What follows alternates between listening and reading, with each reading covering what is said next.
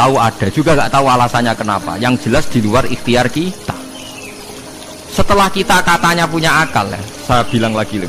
Setelah kita katanya punya akal terus bilang kita masih hidup karena orang kelindes truk, karena nggak kena penyakit, karena jantung kita normal, paru-paru kita normal.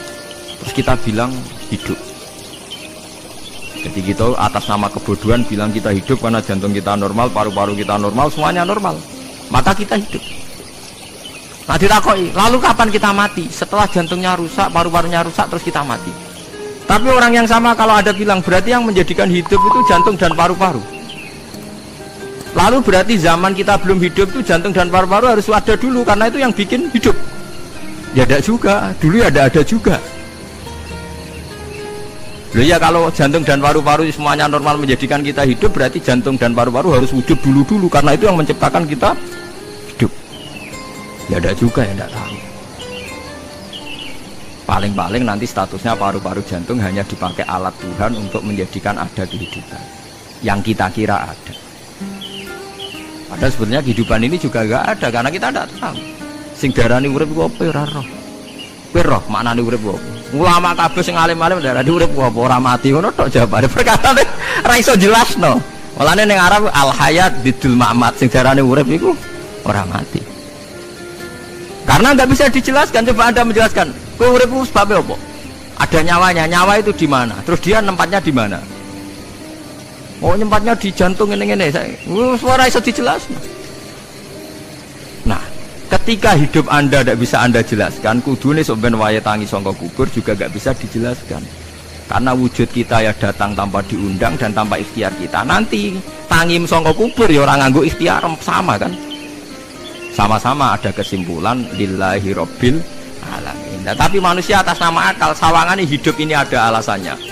Karena kita ditangi ada bapak ibu terus kita jadi wujud.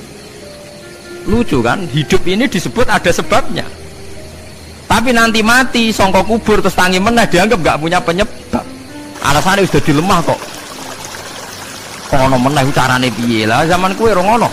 Dadi ono saiki. Carane piye?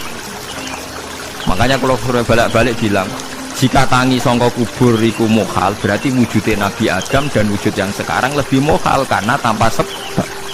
Ya tanpa apa? Dong gitu. Aneh Nabi Adam mbek sampean saiki nih. Jadi roh gentayangan bisa opo disuk dadi sampean iki. Jadi utang di kasus jadi menan.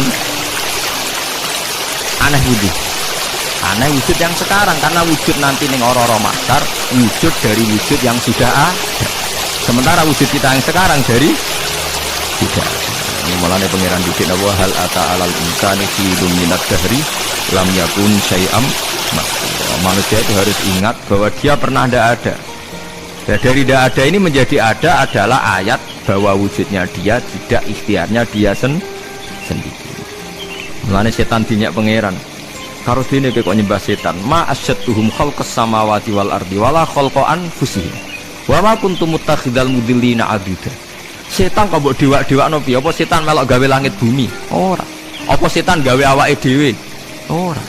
Umpama setan gawe awake dhewe mesti dekne milah berpenampilan ganteng, gerduwe ku elek kabeh, wewe ge elek kabeh. Umpama dekne gawe awake dhewe milih dadi napa? Mulane tiyang sing pun wusul nak roh setan mlebu neraka. Wah, berarti setan ra hebat, mletene ngono jebule milih nggon neraka. Kudune nak hebat kan milih nggon apa? Swarga. Lho niku mun kersane pangeran nek setan dakok neraka nak wong apik dakok swarga. Lah iya trimo diatur kok botol ngono ae kan.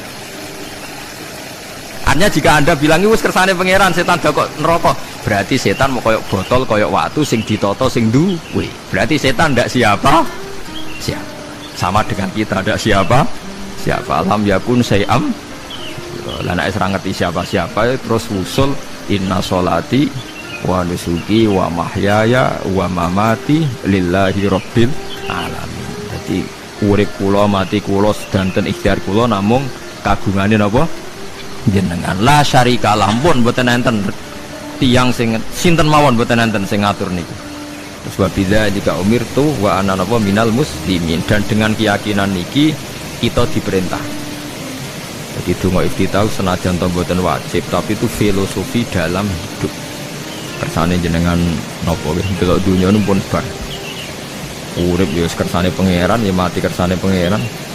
Mula kadang nggih mikir, aku nek mati, bar mati jebule gak kiamat-kiamat tak kesuwen cah ngenteni atusan apa tahun misalnya.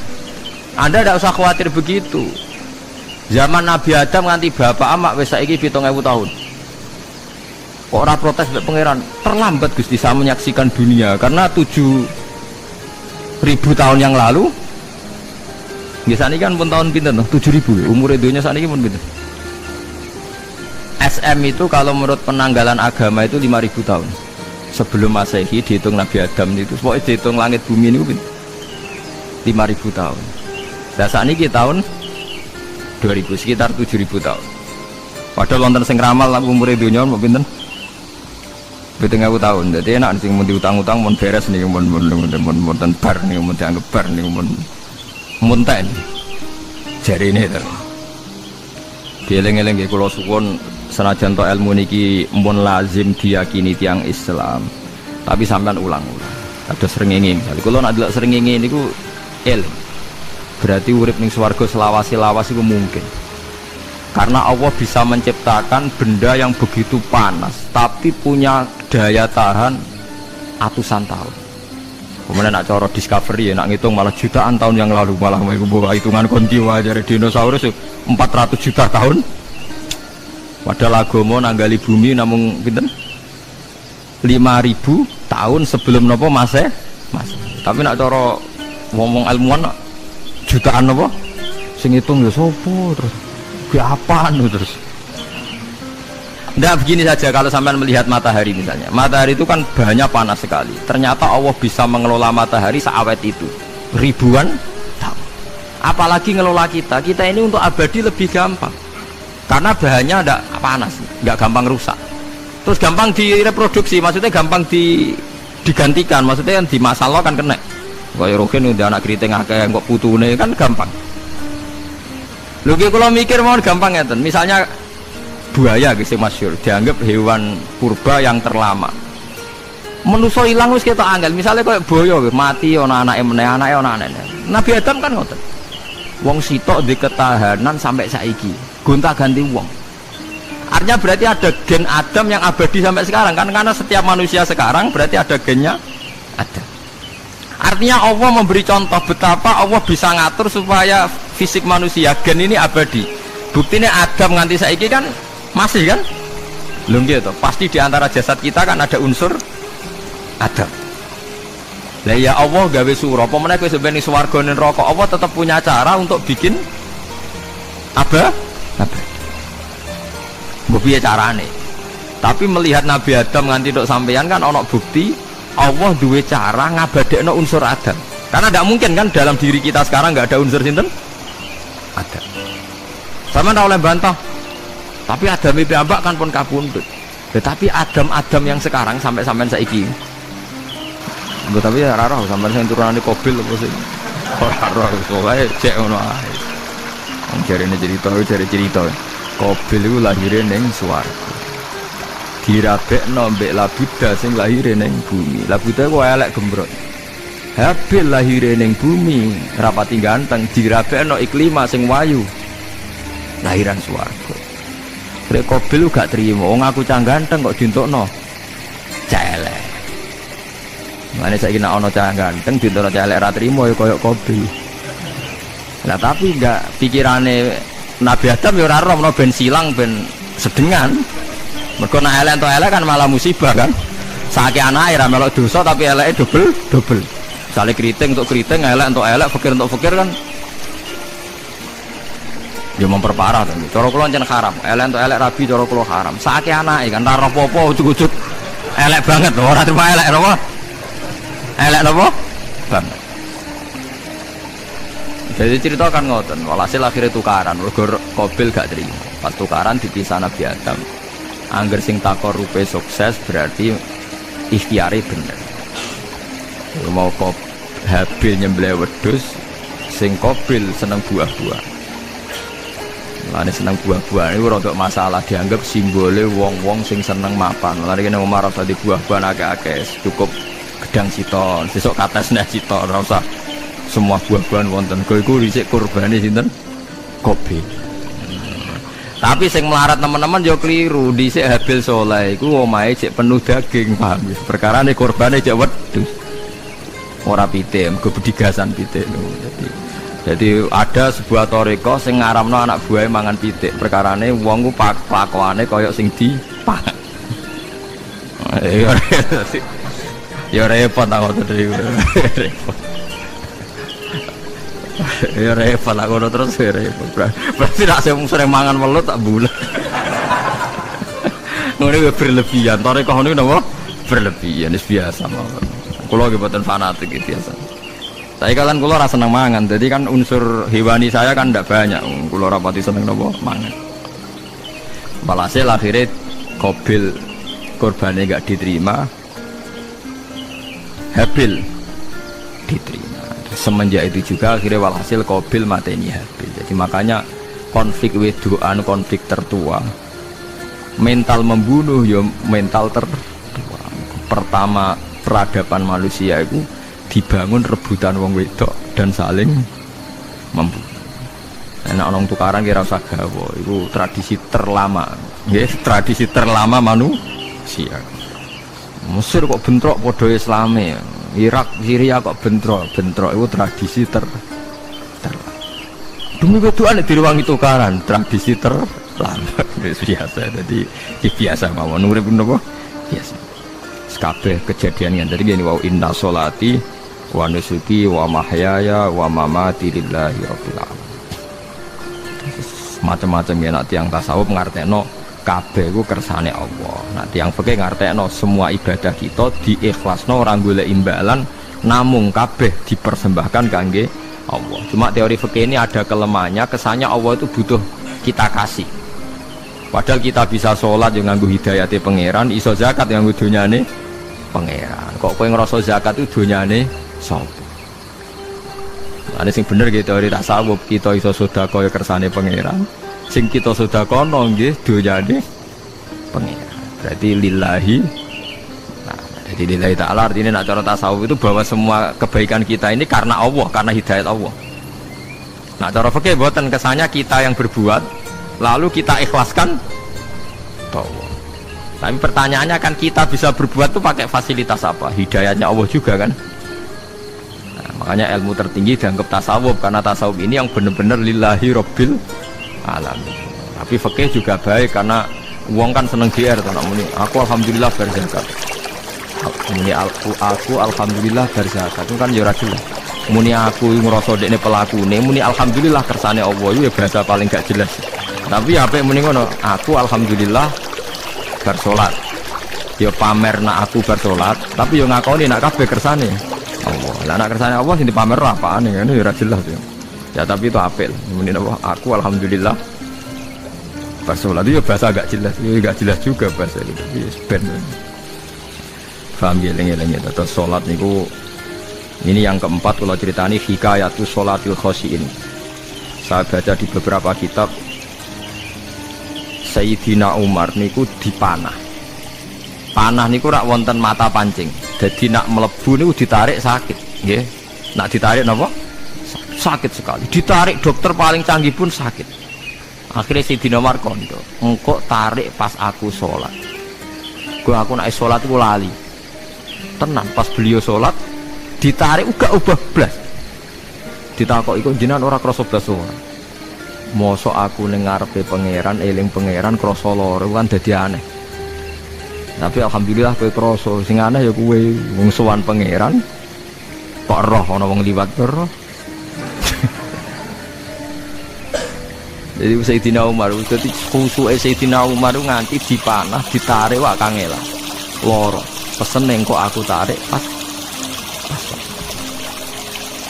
Mulane ora ana sahabat mati kecuali pas salat. Mergo pembunuhe roh paling lengah iku pas salat. Umar dipateni pas. Aku yakin wong nakal mateni pas salat ra iso, yakin aku yakin. Plengane ngono piye. Semasa salat tetep siaga aja. Iku sirine kena apa Umar dipateni pas salat. Kok musuhe ku ngerti, sahabat itu paling lali nak pas salat. Sayyidina Ali kabudute nggih pas. Dan alhamdulillah cerita itu gak ada sekarang karena yang sholat luwes canggih sebenarnya apa canggih. Wah tetap konangan loh sholatnya pelengan dis konsentrasi penuh menjaga diri sendiri dan juga elek pangeran. Jadi justru itu nunjukno hebatnya Sayyidina Umar wes ngerti dalam bahaya tetap sholat. Nah, sekali sholat dia yang pangeran tenanan mboten roh blas. Sayyidina Utsman dia pas deres Quran bae rata-rata ulama dulu begitu. Maniku masyhur Said Ali Zainal Abidin itu pas dia sholat blandar ceblok sampai bajunya sobek, omah kobong di neraro. Ditulung siapa saja gak tahu. Ya, dia kan asing mbek pangeran. Mosok jarene mosok aku pas madhep pangeran eling liyane. Ya, tapi kita ora iso kan bayangno salat-salat ke kelas ngoten. Nah, kanjeng Nabi Muhammad soft paling guri niku yasma'u azizu sotri ka azizil mirjal. Nabi nak sholat niku sing guri niku ngerti dentuman dadane Nabi sang wedine nang pangeran kados banyu sing umum. Ka'annahu husya alaih sampai Nabi meh pingsan saking wedine pangeran. Ini disebut taqsa'irru min hujuludul ladina yakhshawna rabbahum. Jadi Allah nazzala ahsanal hadithi kitabam mutasyabiham. Matsaniya taqsa'irru min hujuludul ladina yakhshawna rabbahum. Makanya potensinya orang-orang soleh itu jarang sholat sunat karena sholat fardu saja butuh energi yang luar biasa. Meh kudu kesemper. Nah, alhamdulillah kita kan sholat biasa saja. Berarti qobliyah ya oke, ba'diyah ya oke, sholat ya oke, tapi cara dipateni wong ora iso. Ya tetep roh, tetep apa? Ngono ngrasane krungu. Parah sholat awal parah. Sholat riyen para sahabat itu luar biasa.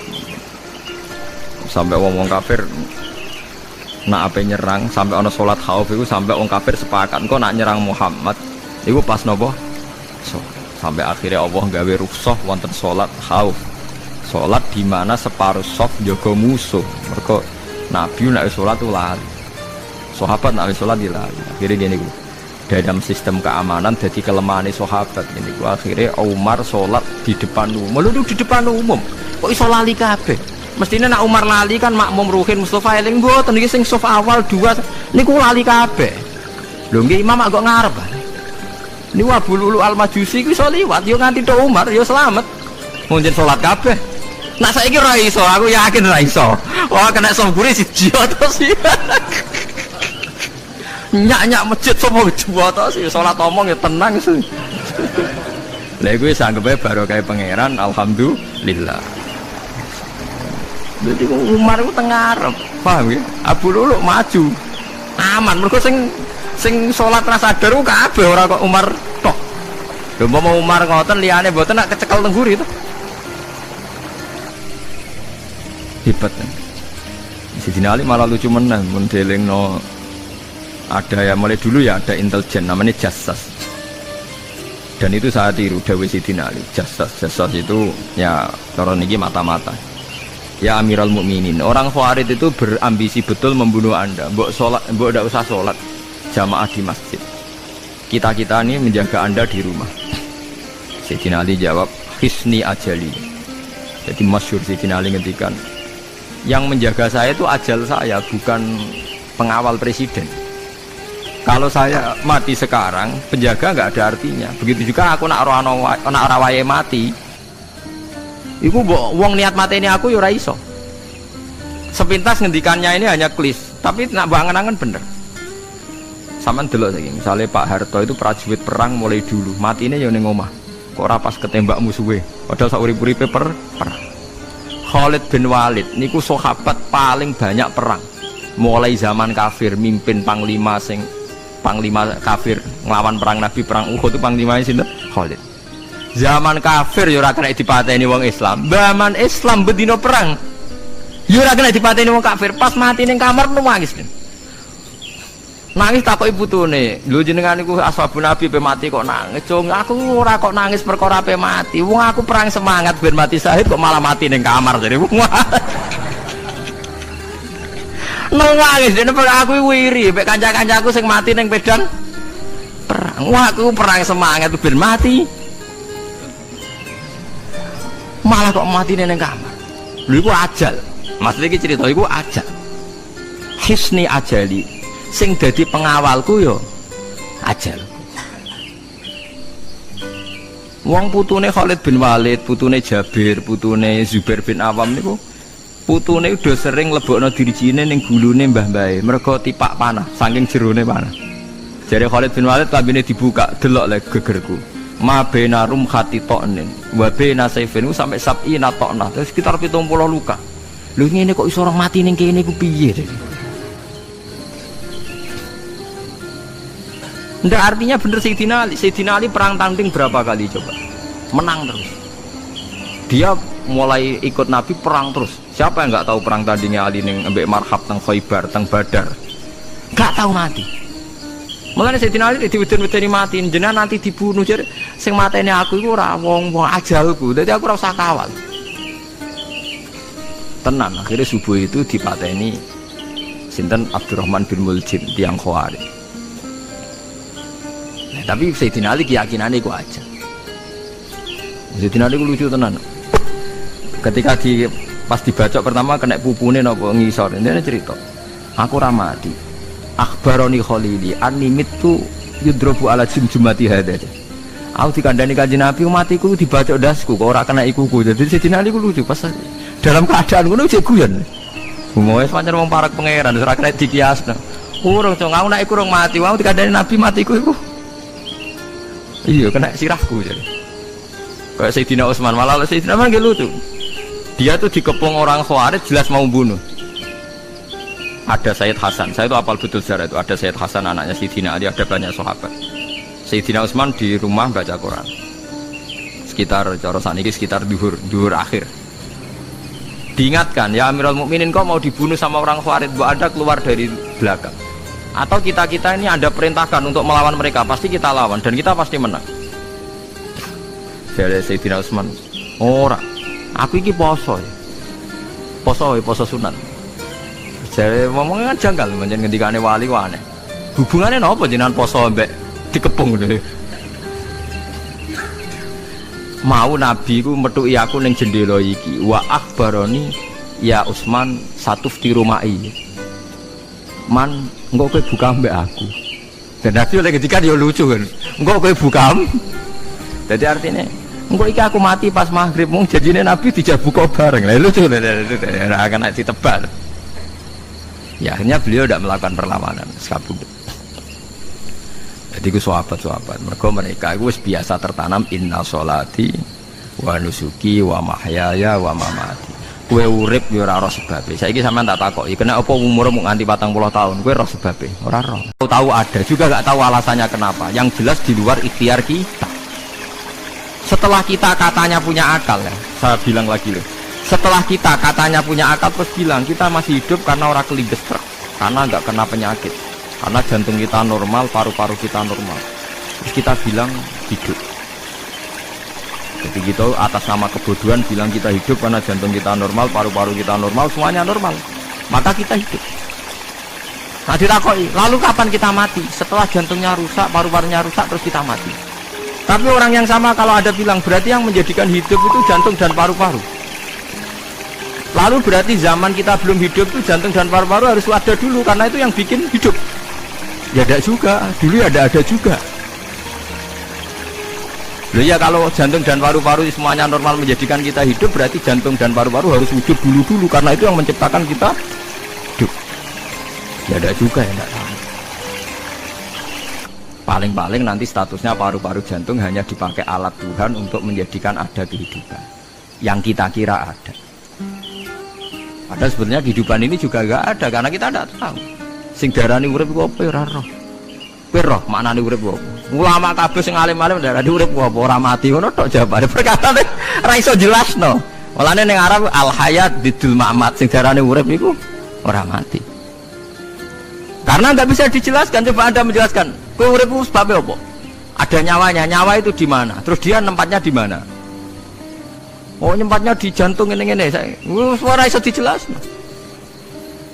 Nah, ketika hidup Anda tidak bisa Anda jelaskan, kudune sok ben wayahe tangi sangka kubur juga gak bisa dijelaskan. Karena wujud kita ya datang tanpa diundang dan tanpa ikhtiar kita. Nanti tangim sangka kubur ya orang nganggo ikhtiar sama kan.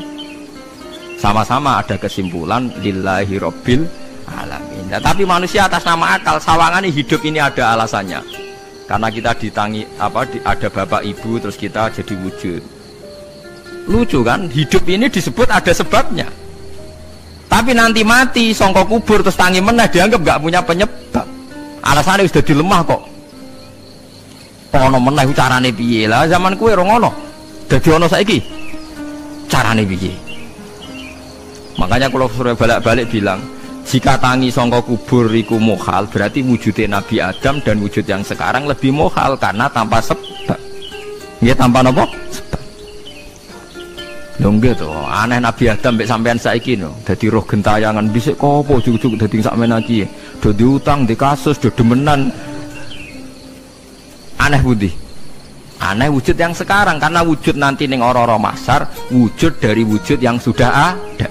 Sementara wujud kita yang sekarang dari tidak ada. Lain mulane pangeran didik napa hal ata alal insani khidum minad dahri lam yakun syai'am mazkura. Manusia itu harus ingat bahwa dia pernah tidak ada. Ya, dari tidak ada ini menjadi ada adalah ayat bahwa wujudnya dia tidak ikhtiarnya dia sendiri. Mulane setan dinyak pangeran. Karo dene kok nyembah setan. Ma asyadduhum khalqas samawati wal ardi wala khalqa anfusihim. Wa ma kuntum muttakhidal mudillina aduda.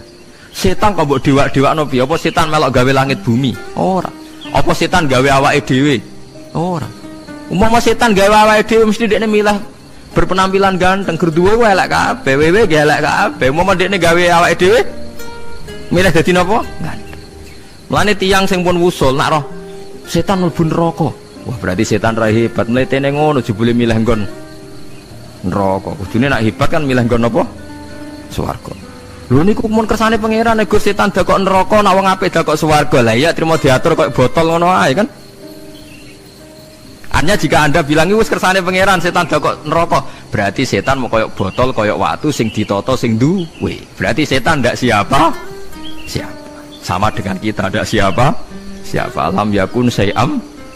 Lah nek ora ngerti siapa-siapa terus usul inna sholati wa nusuki wa mahyaya wa mamati lillahi rabbil alamin. Dadi urip kula mati kula sedanten ikhtiar kula namung kagungane napa jenengan. La syarikalah pun mboten enten tiyang sing sinten mawon mboten enten sing ngatur niku. Terus wa bidzalika umirtu wa ana napa minal muslimin, dan dengan keyakinan niki kita diperintah. Jadi donga iftitah senajan to mboten wajib, tapi itu filosofi dalam hidup. Kersane jenengan napa nggih delok dunya pun bar. Urip ya kersane pangeran, ya mati kersane pangeran.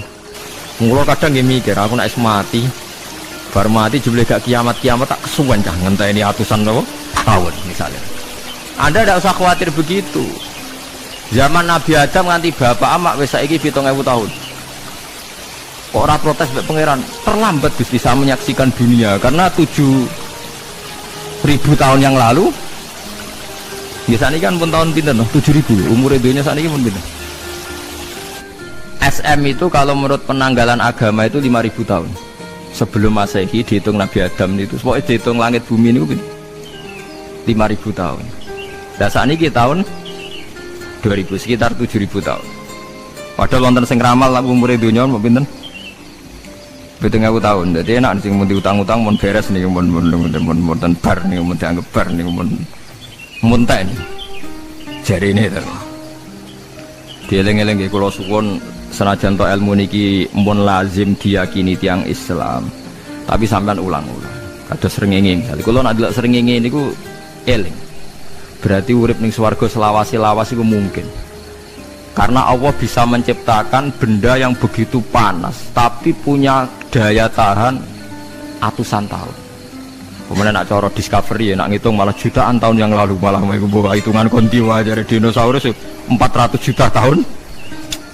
Padahal agama nanggali bumi namung pinten 5.000 tahun sebelum nopo Masehi. Tapi nak cara ngomong ilmuwan jutaan nopo sing ngitung ya sopo terus apaan terus. Nggak begini saja kalau sampai melihat matahari misalnya. Matahari itu kan bahannya panas sekali. Ternyata Allah bisa mengelola matahari seawet itu ribuan tahun. Apalagi ngelola kita. Kita ini untuk abadi lebih gampang. Karena bahannya ada panas, nggak gampang rusak. Terus gampang direproduksi, maksudnya gampang digantikan, maksudnya yang di masa lo kan kena. Kayak rogen udah anak keriting akeh kok putune kan gampang. Lho kalau mikir mau gampang ya, misalnya buaya gitu masyhur dianggap hewan purba yang terlama. Manusa ilang wis ketok angel, misalnya kayak boyo mati ana anake meneh, anake ana anake. Nabi Adam kan ngoten.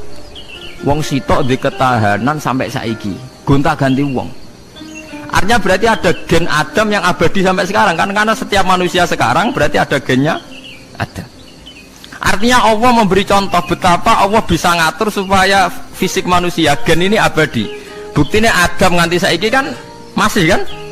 Lho nggih to, pasti di antara jasad kita kan ada unsur Adam. Lah ya Allah gawe surah, apa meneh kowe sampeyan swarga ning neraka, Allah tetap punya cara untuk bikin abadi. Mbok piye carane? Tapi melihat Nabi Adam nganti tok sampeyan kan ana bukti Allah duwe cara ngabadekno unsur Adam. Karena tidak mungkin kan dalam diri kita sekarang nggak ada unsur sinten? Adam. Sama ndak oleh bantah. Tapi Adam itu ambak kan pun kapundhut. Tetapi Adam yang sekarang sampai saiki. Tapi ora roh sampean sing turunane Qabil apa sing ora roh soalé cek ngono ae. Wong jarine cerita. Qabil iku lahire ning swarga. Dirabekno mbek Labuda sing lahire ning bumi. Labuda ku elek gembrot. Habil lahire ning bumi, rapati ganteng, dirabekno Iklima sing wayu. Lahiran swarga. Rek Qabil gak trimo, wong aku cah ganteng kok dientukno celek. Mane saiki nek ana cah ganteng dientukno celek ra trimo ya kaya Qabil. Lah tapi enggak pikirane Nabi Adam ya ora roh menawa ben silang ben sedengan. Mergo nek elek entuk elek kan malah musibah kan. Saiki anake ra melok dosa tapi eleke dobel. Misale kriting untuk kriting, elek untuk elek, fakir untuk fakir kan ya memperparah to. Cara kula jan haram. Elek untuk elek rabi cara kula haram. Saiki anake kan ora apa-apa ujug-ujug elek banget lho, ora terima elek napa? Elek napa? Banget. Jadi cerita kan ngoten, walhasil akhirnya tukaran, mergo Qabil gak terima. Pas tukaran dipisah Nabi Adam. Angger sing takor rupe sukses berarti ikhtiare bener. Ya mau Habil nyembelih wedhus, sing Qabil seneng buah-buah. Mulane seneng buah-buah niku rada masalah, dianggap simbole wong-wong sing seneng mapan. Mulane kene Umar ora usah di buah-buahan akeh-akeh, cukup gedang siton, sesuk katesne siton, ora usah semua buah-buahan wonten. Iku risik kurbane sinten? Qabil. Tapi sing melarat teman-teman yo keliru, dhisik Habil saleh iku omahe cek penuh daging, paham. Perkarane kurbane cek wedhus. Ora pitik, mergo bedigasan pitik no. Jadi ada sebuah toriko sing ngaramno anak buahe mangan pitik. Perkarane wong ku pakokane kaya sing dipangan. Ya repot ta ngono repot. Ya repot lah ngono terus repot. Berarti nek saya seneng satu perempuan, ketemu rivalnya langsung perang kan gak mikir. Tapi kalau kau bermikir, jangan nangen cawe itu rasa seneng. Untungnya apa untuk uang ayu rasa seneng, malah mau lorok hati. Terus sudahlah, buruan dialihkan kemana kan gitu. Itu nak mau amen WA-an tukaran lewat SMS, atau tarung langsung atau bermikir. Tapi kalau kau bermikir, akhirnya berpikir. Perempuan tadi sebenarnya yang disenangi siapa? Oke, ternyata senang Pak Eri. Sudah kita ngalah. Karena tidak ada nikmatnya kan menikahi perempuan yang sama sekali tidak mencintai kita. Tapi kalau nak kau berpikir pokoknya diprovokasi, wah kau kalah mbak A, kau kalah mbak B. Pikirannya kan, ojo sampai kalah. Bareng wis menang ternyata ada emas. Di Quran itu sampai lihat di tafsir Tabari itu ada ayat bal naqzifu bil haqqi 'alal batil fayadmaquhu fa idza huwa zahid. Qadzafa itu kalau di kamus tak lihat itu takallama bila dalilin. Qadzafa itu pokoknya setengahnya. Artinya gini, kebenaran Islam atau kebenaran hak itu kamu taruh sekenanya saja itu tetap menang. Apalagi kamu taruh secara teratur, kamu taruh sekenanya saja itu tetap menang. Sehingga di sini banyak sahabat yang hidup di Cina. Sekarang juga banyak orang alim yang milih hidup di Amerika, banyak orang alim yang milih hidup di Inggris. Dan mereka pede, percaya diri, karena kebenaran itu kamu letakkan di mana saja, itu tetap akan menang, akan menemukan momentum kemenangannya. Misalnya gini, contoh paling gampang. Dulu para peneliti, seorang lagi dulu para peneliti itu ya datang kemana-mana, termasuk Ibnu Battuta, termasuk Ibnu Khaldun, ya semua peneliti itu suka neliti. Setelah diteliti, Quran itu satu-satunya kitab suci yang membicarakan sains, misalnya tentang falak, tentang astronomi, tentang asal-usul kejadian manusia, kejadian makhluk. Juga bicara tentang geografi, geologis, semuanya. Sementara kitab lain hanya cerita tentang mawaid wal hikam wal ibar. Jadi diteliti kayak apa, pada akhirnya hak ini yang menang. Bal naqdhifu bil haqqi 'alal batil fayadmahu fa idza huwa zahid. Saya berkali-kali cerita, ada ulama yang ahli matematika. Ketika ditanya kenapa kamu suka ngajar matematika, sampai muridnya itu ragu, ini guruku mlebu swarga ta ora, penggaweane mulang matematika. Jadi para muridnya bermimpi bahwa Imam Amudi itu disuruh ngajar para malaikat. Dan itu pede betul ya. Kata Allah, ini ulama saya yang iman kepada saya setingkat iman kamu. Dari malaikat itu tidak mungkin Gusti, kita menyaksikan langsung engkau, sementara ini di bumi nggak nyaksikan jenengan. Kenapa bisa sepede dan seyakin itu? Akhirnya Imam Amudi disuruh ngajarin matematika. Jadi Anda kalau profesor itu nanti harus sempat ngajari malaikat, itu baru benar-benar profesor. Jadi nanti di akhirat ngajari siapa? Malaikat. Jadi ada seminar yang melibatkan banyak malaikat, narasumbernya itu seorang profesor. Itu ketika kenapa engkau begitu yakin kalau Allah itu Tuhan dan Allah itu Al-Wahidus Shomad. Terus Imam Amudi mulai nulis angka gak beraturan, 2, 3, 4, 5 sampai 1 miliar, 1 triliun, pokoknya gak beraturan. Kata beliau, nisbatus naini wasalasa ila ma la nihayatalaha iku nisbatul far'i ilal asli. Mbok angka sebanyak apapun, 2 dibanding 1 ya far'ul wahid, 3 dibanding 1 ya far'ul wahid. Semua angka yang enggak terhingga pun dibanding 1 semuanya far'ul wahid. Semua angka sebanyak apapun itu cabang dari angka 1. Fakullu hadhil awalim far'un minal wahidis shomad, yaitu Allah Subhanahu wa ta'ala. Wakil malaikat tepuk tangan, iya juga. Jadi begitu juga ada ulama itu ahli gambar. Saya dulu ngaji sama Mbah Mun Al-Husunul Hamidiyah, itu kitabnya itu banyak gambarnya. Dan gale gambar yang ngawur betul, mangga ahli gambar. Saya epol lah, sempurna lele. Semua gambar bangunan, gambar sapi, pokoknya gambar. Ternyata dia menemukan Tuhan itu dari gambar. Gambar serapi ini atau seruwet ini sama. Gambar rapi sama ruwet itu sama kalau dalam pandangan tauhid. Dimulai minan nuqtah al-wahidah. Kowe cek gambar sing rapi, sing indah, cek gambarmu elek, dimulai dari 1 titik. Dan titik ini nuqtatil wujud, yaitu Allah Subhanahu wa ta'ala. Jadi nek cara ahli tauhid gak penting gambare apik, menang lomba atau ora penting. Butuhe hadis surah ini gambar baik yang rapi maupun ndak adalah min nuqtah dari 1 titik. Ya, alam raya sebanyak ini mbok gambar mbok ora, cek mulai Mars sampai Jupiter kuwabeh semua bentuknya yang banyak ini semuanya min nuqtatil wujud, yaitu dari titik wujud, yaitu Allah Subhanahu wa ta'ala. Di sini hebatnya ulama-ulama, mbok dia pengajar matematika, mbok pengajar gambar, semuanya dipakai perangkat untuk tauhid. Lah itu kan juga bagian dari Islam damai, Islam yang sangat tidak perlu perang untuk orang dipaksa Islam. Enggak perlu provokatif kayak tadi pidatonya rektor jenengan tadi. Jadi ciri utama ilmuwan tuh kalau ngomong datar tapi logikanya enggak terbantahkan, itu ciri khas ilmuwan. Kalau ciri khas politikus kalau ngomong itu keras, provokatif lah kira-kira gitu. Tapi isinya biasa. Nah saya berharap nanti semua profesor doktor itu datar tapi isinya kualitasnya bagus ini. Mantap. Jadi makanya terus kata ulama, kenapa diistilahkan balnat zifu bil haqqi? Kenapa pakai qadzafa sementara qadzafa maknanya takallama bila dalil? Maksudnya bila dalil di sini itu min ghairi ikhtiyajin ila dalilin. Kebenaran itu memang nggak butuh dalil. Apa kita perlu dalilnya apa? Buktinya apa? Kalau 3 itu cabang dari 1. Wong gendeng yang takut gitu pas orang gendeng.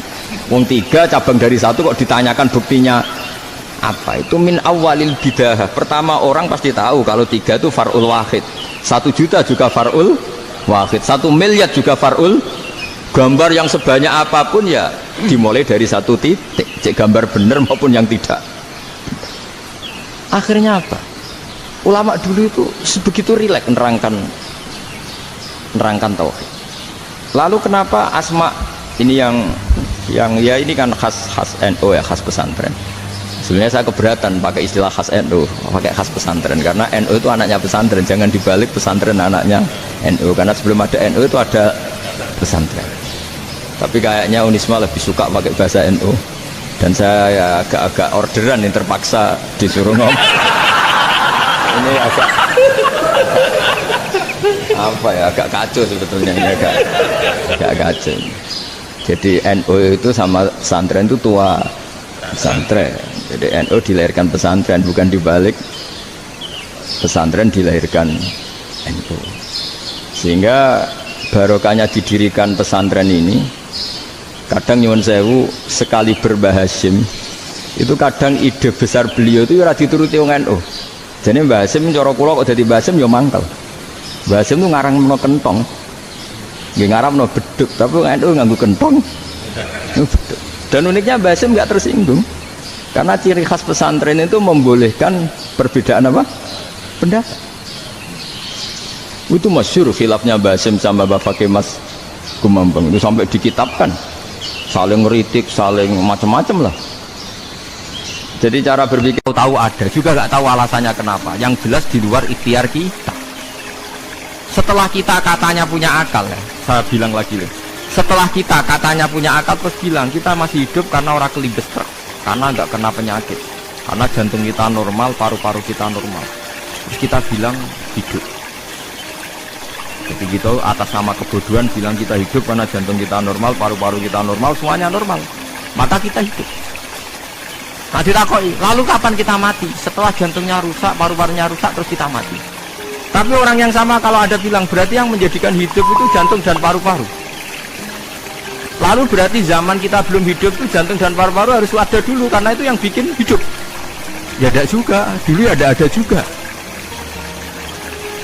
Ya kalau jantung dan paru-paru semuanya normal menjadikan kita hidup, berarti jantung dan paru-paru harus wujud dulu karena itu yang menciptakan kita hidup.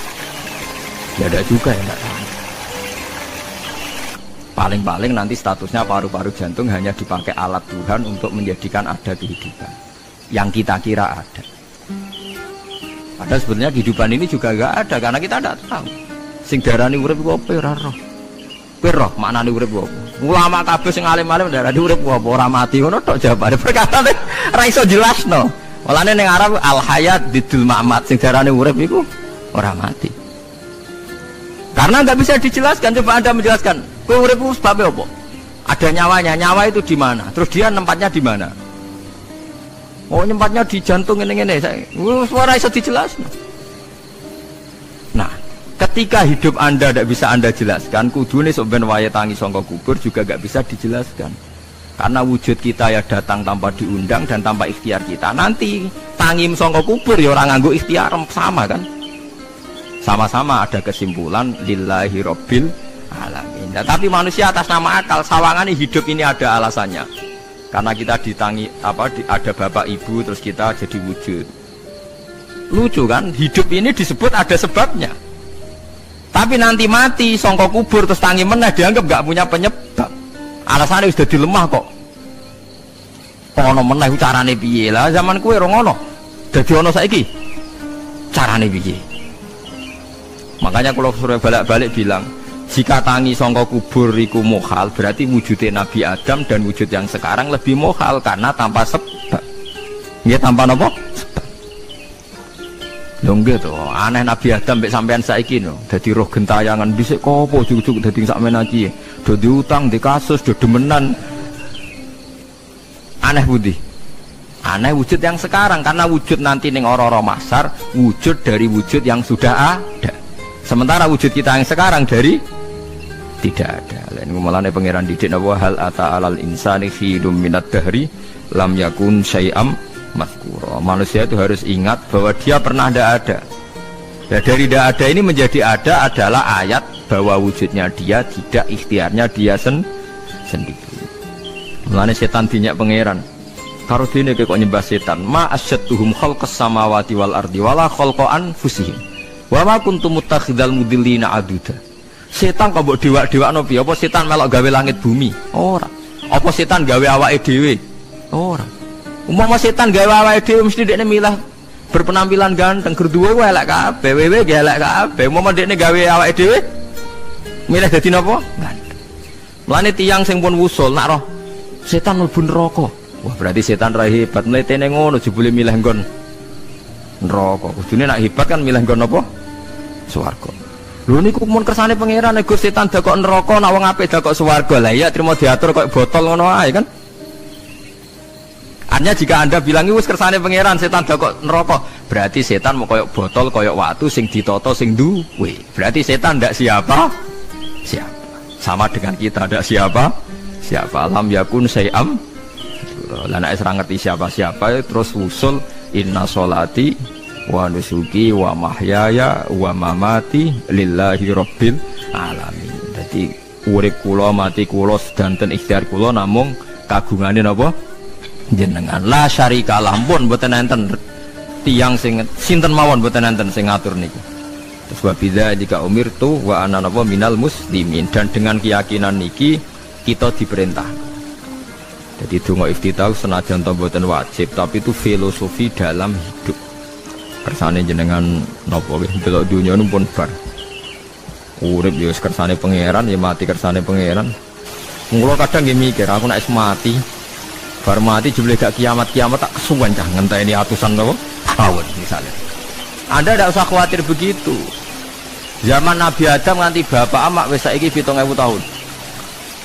Kok ora protes mbek pangeran? Terlambat bisa menyaksikan dunia karena 7.000 tahun yang lalu. Biasanya kan pun tahun pinten 7.000 umur dunia sakniki pun pinten. SM itu kalau menurut penanggalan agama itu 5.000 tahun. Sebelum Masehi dihitung Nabi Adam itu, pokoknya dihitung langit bumi ini 5.000 tahun. Dan saat ini tahun 2000 sekitar 7.000 tahun. Padahal wonten sing ramal umur dunia mau pinten? 7.000 tahun. Jadi enak sing mun diutang-utang mun beres nih mun bar nih mun dianggap bar nih mun ten. Jari ini to. Dieling-eling nggih kula suwun senajan to ilmu niki mun lazim diyakini tiyang Islam. Tapi sampean ulang-ulang. Kados srengenge misale kula nek delok srengenge niku eling. Berarti urip ning swarga selawase-lawas iku mungkin. Karena Allah bisa menciptakan benda yang begitu panas tapi punya daya tahan atusan tahun. Kemudian nak cara discovery ya nak ngitung malah jutaan tahun yang lalu, malah bawa hitungan kontiwa dari dinosaurus 400 juta tahun. Padahal agama nanggali bumi namung pinten 5.000 tahun sebelum nopo Masehi. Tapi nak cara ngomong ilmuwan jutaan nopo sing ngitung ya sopo terus apaan terus. Nah begini saja, kalau sampai melihat matahari misalnya, matahari itu kan banyak panas sekali. Ternyata Allah bisa mengelola matahari seawet itu ribuan tahun. Apalagi ngelola kita ini untuk abadi lebih gampang. Karena bahannya tidak panas, nggak gampang rusak. Terus gampang direproduksi, maksudnya gampang digantikan, maksudnya kan di masa lo kan kena. Kayak Rogen udah anak keriting akeh kok putune kan gampang. Lho kalau mikir mau gampang ya, misalnya buaya gitu masyhur dianggap hewan purba yang terlama. Manusa ilang wis ketok angel, misalnya kayak buaya mati ana anake meneh, anake ana anake. Nabi Adam kan ngoten. Wong sitok di ketahanan sampai saiki, gonta-ganti wong. Artinya berarti ada gen Adam yang abadi sampai sekarang kan, karena setiap manusia sekarang berarti ada gennya ada. Artinya Allah memberi contoh betapa Allah bisa ngatur supaya fisik manusia gen ini abadi. Buktinya Adam nganti saiki kan masih kan? Lho gitu. Pasti di antara jasad kita kan ada unsur Adam. Lah ya Allah gawe surga, apa meneh kowe sampeyan swarga ning neraka, Allah tetap punya cara untuk bikin apa? Mbok piye carane? Tapi melihat Nabi Adam nganti tok sampeyan kan ana bukti Allah duwe cara ngabadekno unsur Adam. Karena tidak mungkin kan dalam diri kita sekarang nggak ada unsur sinten? Adam. Sama ndak oleh bantah. Tapi Adam iki ambak kan pun kapundhut. Tetapi Adam yang sekarang sampai sampean saiki. Mbok tapi ora roh sampean sing turunane Qabil apa sing ora roh soalé cek ngono ae. Wong jarene cerita. Qabil iku lahire ning swarga. Dirabekno mbek Labuda sing lahire ning bumi. Labuda ku elek gembrot. Habil lahire ning bumi, rapati ganteng, dirabekno Iklima sing wayu. Lahiran swarga. Rek Qabil gak trimo, wong aku cah ganteng kok dientukno celek. Mulane saiki nek ana cah ganteng dientukno celek ra trimo ya kaya Qabil. Lah tapi enggak pikirane Nabi Adam ya ora roh menawa ben silang ben sedengan. Mergo nek elek entuk elek kan malah musibah kan. Saiki anake ra melok dosa tapi eleke double. Sale kriting untuk kriting, elek untuk elek, fakir untuk fakir kan. Ya memperparah to. Cara kula jan haram. Elek untuk elek rabi cara kula haram. Saiki anake kan ora apa-apa ujug-ujug elek banget lho, ora terima elek apa? Elek apa? Banget. Jadi cerita kan ngoten, walhasil akhirnya tukaran, mergo Qabil gak terima. Pas tukaran dipisah Nabi Adam. Angger sing takor rupe sukses berarti ikhtiare bener. Ya mau Habil nyembelih wedhus, sing Qabil seneng buah-buah. Mulane seneng buah-buah niku rada masalah, dianggap simbole wong-wong sing seneng mapan. Mulane kene Umar ora usah di buah-buahan akeh-akeh, cukup gedang siton, sesuk katesne siton, ora usah semua buah-buahan wonten. Iku dhisik kurbane sinten? Qabil. Tapi sing melarat teman-teman yo keliru, dhisik Habil saleh iku omahe cek penuh daging, paham? Perkarane kurbane cek wedhus. Ora pitik, mergo bedigasan pitik no. Jadi ada sebuah toriko sing ngaramno anak buahe mangan pitik. Perkarane wong ku pakokane kaya sing dipangan. Ya repot ta ngoten iki. Repot. Ya repot lah ngono terus repot. Berarti nek saya senang satu perempuan, ketemu rivalnya langsung perang kan gak mikir. Tapi kalau kau bermikir, jangan nangin cawe itu rasa seneng. Untungnya apa untuk uang ayu rasa seneng, malah mau loro hati. Terus sudahlah, buruan dialihkan kemana kan gitu. Itu nak mau amen WA nan tukaran lewat SMS, kalau tarung langsung kau bermikir. Tapi kalau kau bermikir, akhirnya berpikir. Perempuan tadi sebenarnya yang disenangi siapa? Oke, ternyata senang Pak Ridho. Sudah kita ngalah. Karena tidak ada nikmatnya kan menikahi perempuan yang sama sekali tidak mencintai kita. Tapi kalau nak kau berpikir pokoknya diprovokasi, wah kau kalah mbak A, kau kalah mbak B. Pikirannya kan, ojo sampai kalah. Bareng wis menang ternyata ada mas. Di Quran itu sampai lihat di tafsir Tabari itu ada ayat bal naqzifu bil haqqi 'alal batil fa yadmaquhu fa idza huwa zahid. Qadzafa itu kalau di kamus tak lihat itu takallama bila dalilin. Qadzafa itu ya pokoknya sekenanya. Artinya gini, kebenaran Islam atau kebenaran hak itu kamu taruh sekenanya saja itu tetap menang. Apalagi kamu taruh secara teratur, kamu taruh sekenanya saja itu tetap menang. Sehingga di sini banyak sahabat yang hidup di Cina. Sekarang juga banyak orang alim yang milih hidup di Amerika, banyak orang alim yang milih hidup di Inggris. Dan mereka pede, percaya diri karena kebenaran itu kamu letakkan di mana saja itu tetap akan menang, akan menemukan momentum kemenangannya. Misalnya gini, contoh paling gampang. Dulu para peneliti, seorang lagi dulu para peneliti itu ya datang kemana-mana, termasuk Ibnu Battuta, termasuk Ibnu Khaldun, ya semua peneliti itu suka neliti. Setelah diteliti, Quran itu satu-satunya kitab suci yang membicarakan sains, misalnya tentang falak, tentang astronomi, tentang asal-usul kejadian manusia, kejadian makhluk. Juga bicara tentang geografi, geologis, semuanya. Sementara kitab lain hanya cerita tentang mawaid wal hikam wal ibar. Jadi diteliti kayak apa, pada akhirnya hak ini yang menang. Bal naqzifu bil haqqi 'alal batil fayadmahu fa idza huwa zahid. Saya berkali-kali cerita, ada ulama yang ahli matematika. Ketika ditanya kenapa kamu suka ngajar matematika, sampai muridnya itu ragu, ini guruku mlebu swarga ta ora, penggaweane mulang matematika. Jadi para muridnya bermimpi bahwa Imam Amudi itu disuruh ngajar para malaikat. Dan itu pede betul ya. Kata Allah, ini ulama saya yang iman kepada saya setingkat iman kamu. Dari malaikat itu tidak mungkin Gusti, kita menyaksikan langsung engkau sementara ini di bumi, nggak nyaksikan jenengan. Kenapa bisa sepede dan seyakin itu? Akhirnya Imam Amudi disuruh ngajarin matematika. Jadi Anda kalau profesor itu nanti harus sempat ngajari malaikat, itu baru benar-benar profesor. Jadi nanti di akhirat ngajari siapa? Malaikat. Jadi ada seminar yang melibatkan banyak malaikat, narasumbernya itu seorang profesor. Itu ketika kenapa engkau begitu yakin kalau Allah itu Tuhan dan Allah itu Al-Wahidus Shomad. Terus Imam Amudi mulai nulis angka gak beraturan, 2, 3, 4, 5 sampai 1 miliar 1 triliun, semuanya gak beraturan. Kata beliau, nisbatus naini wasalasa ila ma la nihayatalaha iku nisbatul far'i ilal asli. Mbok angka sebanyak apapun, 2 dibanding 1 ya far'ul wahid, 3 dibanding 1 ya far'ul wahid, semua angka yang enggak terhingga pun dibanding 1 semuanya far'ul wahid.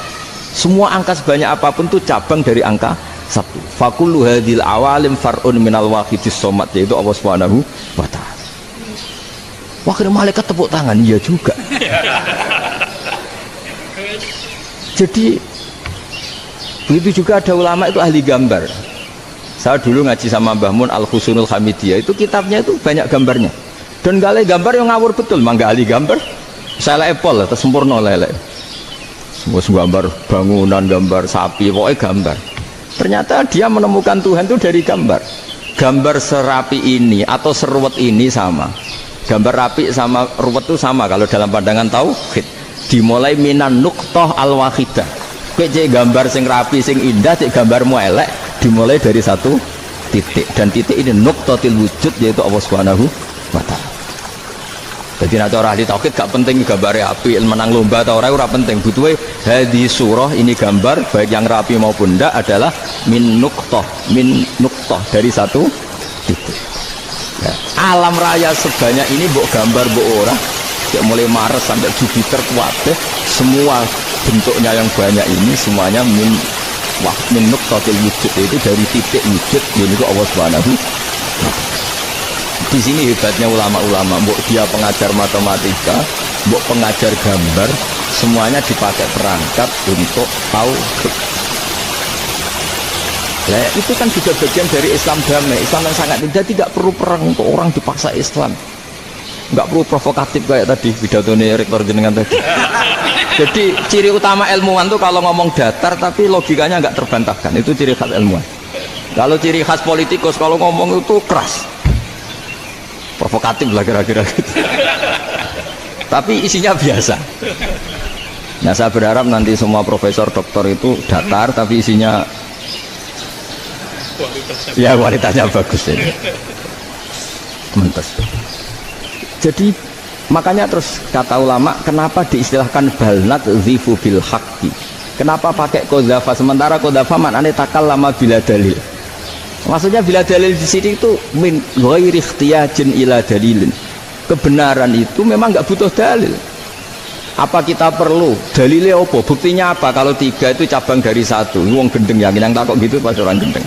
Wong 3 cabang dari 1 kok ditanyakan buktinya apa? Itu min awalil bidah. Pertama orang pasti tahu kalau 3 itu far'ul wahid. 1 juta juga far'ul wahid. 1 miliar juga far'ul. Gambar yang sebanyak apapun ya dimulai dari 1 titik. Cek gambar benar maupun yang tidak. Akhirnya apa? Ulama dulu itu sebegitu rileks nerangkan tauhid. Lalu kenapa asma ini yang ya ini kan khas NU ya, khas pesantren. Sebenarnya saya keberatan pakai istilah khas NU, pakai khas pesantren karena NU itu anaknya pesantren, jangan dibalik pesantren anaknya NU, karena sebelum ada NU itu ada pesantren. Tapi kayaknya Unisma lebih suka pakai bahasa NU dan saya ya agak-agak orderan yang terpaksa disuruh ngomong. Ini agak Apa ya, agak kacau sebetulnya ini, agak kacau. Jadi NU itu sama pesantren itu tua pesantren.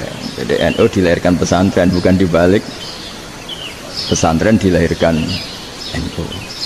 Sehingga barokahnya didirikan pesantren ini, kadang nyuwun sewu sekali berbahasim itu kadang ide besar beliau itu ora dituruti wong NU. Jadi Mbah Hasim cara kula kok dadi Mbah Hasim ya mangkel. Mbah Hasim itu ngarangno kentong. Nggih ngaramno beduk, tapi NU nganggo kentong. Dan uniknya Mbah Hasim enggak tersinggung. Karena ciri khas pesantren itu membolehkan perbedaan apa? Pendapat. Itu masyhur khilafnya Mbah Hasim sama Bapak Kemas Kumambang itu sampai dikitabkan. Saling ngeritik, saling macam-macam lah. Jadi cara berpikir tahu ada, juga nggak tahu alasannya kenapa. Yang jelas di luar ikhtiar kita. Setelah kita katanya punya akal ya, saya bilang lagi loh. Setelah kita katanya punya akal terus bilang kita masih hidup karena orang kelibet truk, karena nggak kena penyakit, karena jantung kita normal, paru-paru kita normal. Terus kita bilang hidup. Jadi gitu atas nama kebodohan bilang kita hidup karena jantung kita normal, paru-paru kita normal, semuanya normal. Maka kita hidup. Nah ditakoi, lalu kapan kita mati? Setelah jantungnya rusak, paru-parunya rusak, terus kita mati. Tapi orang yang sama kalau ada bilang berarti yang menjadikan hidup itu jantung dan paru-paru. Lalu berarti zaman kita belum hidup itu jantung dan paru-paru harus ada dulu karena itu yang bikin hidup. Ya ada juga, dulu ada juga. Loh ya kalau jantung dan paru-paru semuanya normal menjadikan kita hidup, berarti jantung dan paru-paru harus wujud dulu karena itu yang menciptakan kita hidup. Ya ada juga ya enggak tahu. Paling-paling nanti statusnya paru-paru jantung hanya dipakai alat Tuhan untuk menjadikan ada kehidupan yang kita kira ada. Padahal sebenarnya kehidupan ini juga enggak ada karena kita tidak tahu.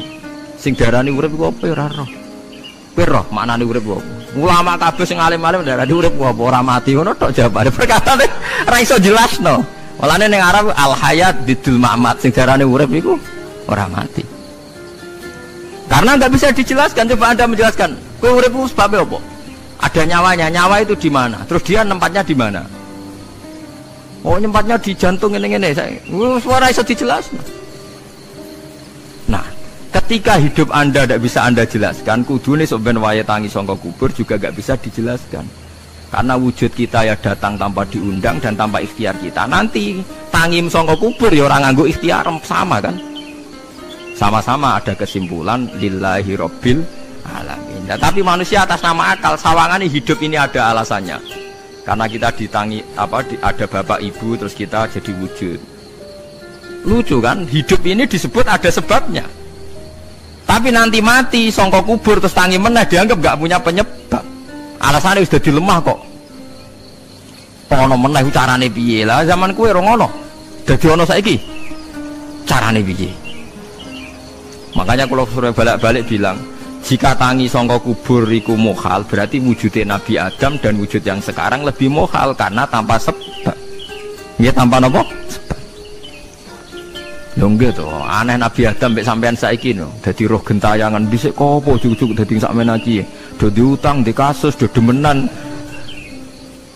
Aneh budi. Aneh wujud yang sekarang karena wujud nanti ning ora-ora mahsyar wujud dari wujud yang sudah ada. Sementara wujud kita yang sekarang dari tidak ada. Lain ngumalane pangeran didik napa hal ata alal insani khidum minad dahri lam yakun syai'am mazkura. Manusia itu harus ingat bahwa dia pernah tidak ada. Nah, dari tidak ada ini menjadi ada adalah ayat bahwa wujudnya dia tidak ikhtiarnya dia sendiri. Mulane setan dinyak pangeran. Karo dene kok nyembah setan, ma asyadduhum khalqas samawati wal ardi wala khalqa anfusihim. Wa ma kuntum muttakhidal mudillina aduda. Setan kok mbok dewak-dewakno piye? Apa setan melok gawe langit bumi? Ora. Apa setan gawe awake dhewe? Ora. Umpama setan gawe awake dhewe mesti dekne milah berpenampilan ganteng, gerduwe wae elek kabeh, wewe ge elek kabeh. Umpama dekne gawe awake dhewe milih dadi napa? Ganteng. Mulane tiyang sing pun wusul nak roh setan mlebu neraka. Wah, berarti setan ra hebat, mletene ngono jebule milih nggon neraka. Kudune nak hebat kan milih nggon apa? Swarga. Lho niku mun kersane pangeran nek setan dakok neraka nak wong apik dakok swarga. Lah iya trimo diatur kok botol ngono ae kan. Artinya jika Anda bilang wis kersane pangeran, setan kok neraka, berarti setan mau koyok botol, koyok watu sing ditoto sing duwe. Berarti setan ndak siapa? Siapa. Sama dengan kita ndak siapa? Siapa. Lam yakun syai'am. Lah nek ora ngerti siapa-siapa terus usul inna sholati wa nusuki wa mahyaya wa mamati lillahi rabbil alamin. Dadi urip kula mati kula sedanten ikhtiar kula namung kagungane napa? Jenengan. La syarikalah pun mboten enten tiyang sing sinten mawon mboten enten sing ngatur niku. Terus wa bidzalika umirtu wa ana napa minal muslimin, dan dengan keyakinan niki kita diperintah. Jadi donga iftitah senajan to mboten wajib, tapi itu filosofi dalam hidup. Kersane jenengan napa wis delok dunya pun bar. Urip ya kersane pangeran, ya mati kersane pangeran. Mula kadang nggih mikir aku nek mati bar mati jebule gak kiamat-kiamat tak kesuwen cah ngenteni atusan napa tahun misalnya. Anda tidak usah khawatir begitu. Zaman Nabi Adam nganti bapak amak wis saiki 7.000 tahun. Kok ora protes mbek pangeran? Terlambat Gusti saya menyaksikan dunia karena 7.000 tahun yang lalu. Biasanya kan pun tahun pinten 7.000 umur dunia sakniki pun pinten. SM itu kalau menurut penanggalan agama itu 5.000 tahun. Sebelum Masehi dihitung Nabi Adam itu, pokoknya dihitung langit bumi ini 5.000 tahun. Dan saat ini tahun 2000 sekitar 7.000 tahun. Padahal wonten sing ramal umur dunia mau pinten? 7.000 tahun. Jadi enak sing mun diutang-utang mun beres nih mun bar nih mun dianggap bar nih mun ten. Jari ini to. Dieling-eling nggih kula suwun senajan to ilmu niki mun lazim diyakini tiang Islam, tapi sampean ulang-ulang. Kados srengenge misalnya kula nek delok srengenge niku eling. Berarti urip ning swarga selawase-lawas iku mungkin. Karena Allah bisa menciptakan benda yang begitu panas tapi punya daya tahan atusan tahun. Kemudian nak cara discovery ya nak ngitung malah jutaan tahun yang lalu, malah bawa hitungan kontiwa dari dinosaurus 400 juta tahun. Padahal agama nanggali bumi namung pinten 5.000 tahun sebelum nopo Masehi. Tapi nak cara ngomong ilmuwan jutaan nopo sing hitung ya sopo terus apaan terus. Nah begini saja, kalau sampean melihat matahari misalnya, matahari itu kan banyak panas sekali. Ternyata Allah bisa mengelola matahari seawet itu ribuan tahun. Apalagi ngelola kita ini untuk abadi lebih gampang. Karena bahannya tidak panas, nggak gampang rusak. Terus gampang direproduksi, maksudnya gampang digantikan, maksudnya kan di masalah kan kena. Kayak Rohin udah anak keriting akeh kok putune kan gampang. Lho kalau mikir mau gampang ya, misalnya buaya gitu masyhur dianggap hewan purba yang terlama. Manusa ilang wis ketok angel, misalnya kayak boyo mati ana anake meneh, anake ana anake. Nabi Adam kan ngoten. Wong sitok di ketahanan sampai saiki. Gonta-ganti wong. Artinya berarti ada gen Adam yang abadi sampai sekarang kan, karena setiap manusia sekarang berarti ada gennya ada. Artinya Allah memberi contoh betapa Allah bisa ngatur supaya fisik manusia gen ini abadi. Buktinya Adam nganti saiki kan masih kan? Lho nggih to, pasti di antara jasad kita kan ada unsur Adam. Lah ya Allah gawe sura, apa meneh kowe sampeyan swarga ning neraka, Allah tetap punya cara untuk bikin abadi. Mbok piye carane? Tapi melihat Nabi Adam nganti tok sampeyan kan ana bukti Allah duwe cara ngabadekno unsur Adam. Karena tidak mungkin kan dalam diri kita sekarang nggak ada unsur sinten? Adam. Sama ndak oleh bantah. Tapi Adam iki ambak kan pun kapundhut. Tetapi Adam yang sekarang sampai sampean saiki. Mbok tapi ora roh sampean sing turunane Qabil apa sing ora roh soalé cek ngono ae. Wong jarene cerita Qabil iku lahire ning swarga. Dirabekno mbek Labuda sing lahire ning bumi. Labuda ku elek gembrot. Habil lahire ning bumi, rapati ganteng, dirabekno Iklima sing wayu. Lahiran swarga. Rek Qabil gak trimo, wong aku cah ganteng kok dientukno cah elek. Mane saiki nek ana cah ganteng dientukno cah elek ra trimo ya kaya Qabil. Lah tapi enggak pikirane Nabi Adam ya ora ben silang ben sedengan. Mergo nek elek kan malah musibah kan. Saiki anake ra melok dosa tapi eleke double. Sale keriting untuk keriting, elek untuk elek, fakir untuk fakir kan. Ya memperparah to. Cara kula jan haram. Elek untuk elek rabi cara kula haram. Saiki anake kan ora apa-apa ujug-ujug elek banget lho, ora terima elek napa? Elek napa? Banget. Jadi cerita kan ngoten, walhasil akhirnya tukaran, mergo Qabil gak terima. Pas tukaran dipisah Nabi Adam. Angger sing takor rupe sukses berarti ikhtiari bener. Ya mau Habil nyembelih wedhus, sing Qabil seneng buah-buah. Mulane seneng buah-buah niku rada masalah, dianggap simbole wong-wong sing seneng mapan. Mulane kene Umar ora usah di buah-buahan akeh-akeh, cukup gedang siton, sesuk katesne siton, ora usah semua buah-buahan wonten. Iku dhisik kurbane sinten? Qabil. Tapi sing melarat teman-teman yo keliru, dhisik Habil saleh iku omahe cek penuh daging, paham? Perkarane kurbane cek wedhus. Ora pitik, mergo budigasan pitik. Jadi ada sebuah toriko sing ngaramno anak buahe mangan pitik. Perkarane wong ku pakwane kaya sing dipangan. Ya repot ta ngoten iki. Repot. Ya repot lah ngono terus repot. Berarti nak saya seneng satu perempuan, ketemu rivalnya langsung perang kan gak mikir. Tapi kalau kau bermikir, jangan nangin cawe wedok itu rasa seneng.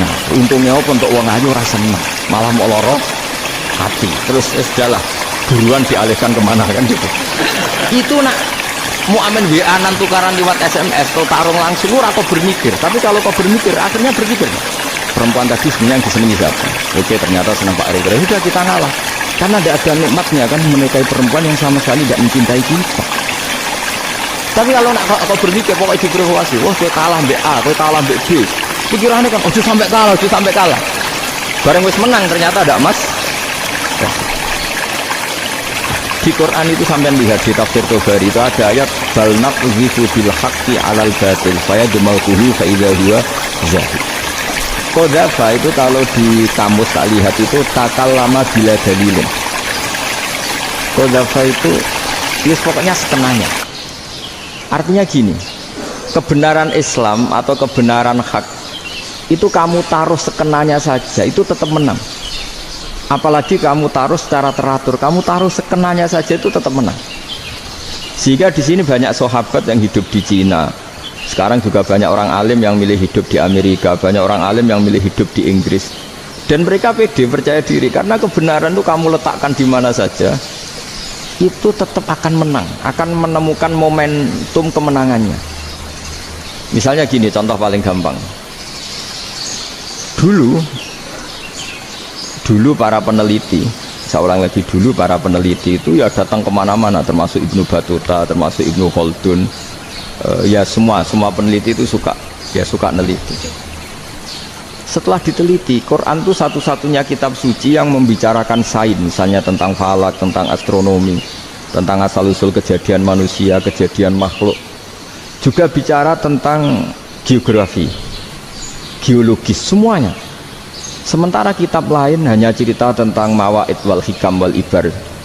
Jadi diteliti kayak apa, pada akhirnya hak ini yang menang.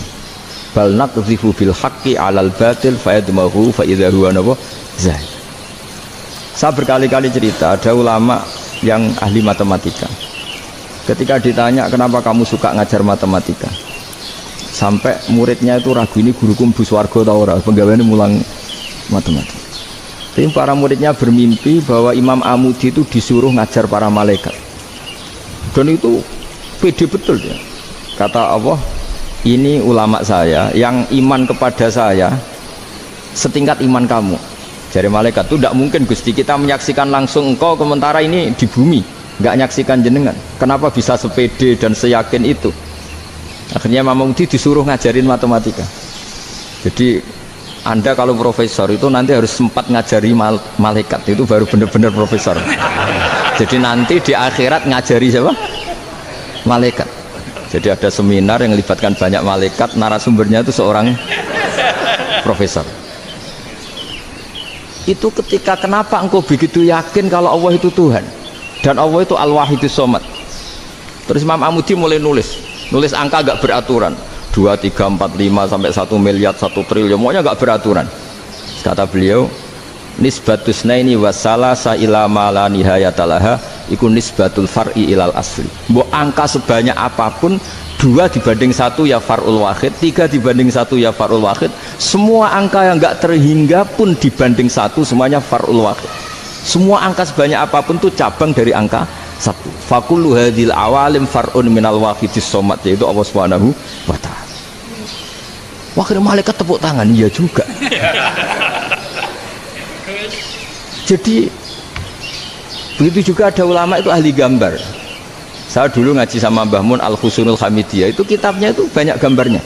Dan gale gambar yang ngawur betul, mangga ahli gambar. Saya lepol, sempurna lele.